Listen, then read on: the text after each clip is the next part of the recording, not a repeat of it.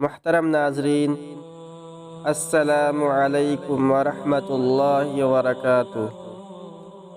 Islamic T V YouTube channel پر آپ کا خیر مقدم ہے۔ آج کا ہمارا موضوع ہے لاوارث لاش کی شناخت کس طرح کی جائے۔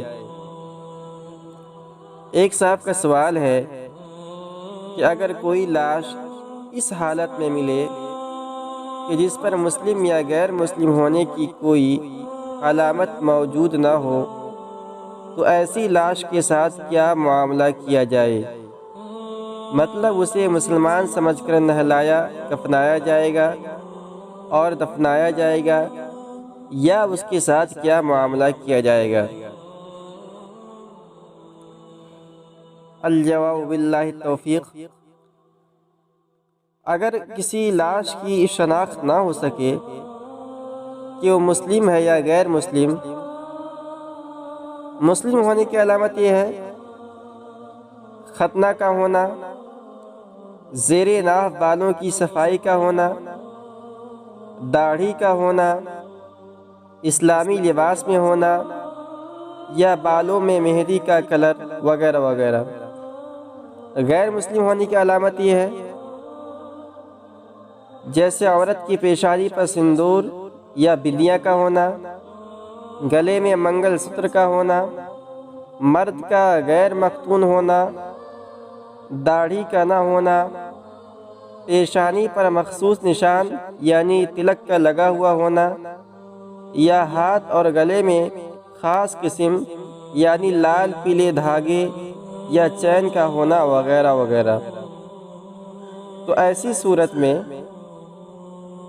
یعنی اگر کسی لاش پر مسلم یا غیر مسلم ہونے کی کوئی واضح علامت موجود نہ ہو تو ایسی صورت میں اگر وہ لاش مسلم بستی میں پائی گئی ہے یا قریب میں مسلم بستی ہے تو اس کو مسلمان سمجھ کر نہلایا کفنایا جائے گا اور نماز جنازہ پڑھ کر دفنایا جائے گا، یعنی مسلمانوں والا معاملہ اس کے ساتھ کیا جائے گا۔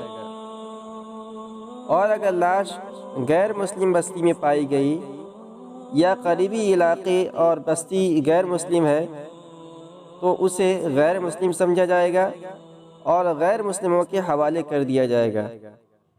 اور اگر قریب میں کوئی بستی بھی نہ ہو اور میت پر بھی کوئی علامت نہ ہو تو ایسی صورت میں حکم یہ ہے کہ اسے نہلا کر نماز جنازہ پڑھے بغیر دفنا دیا جائے گا۔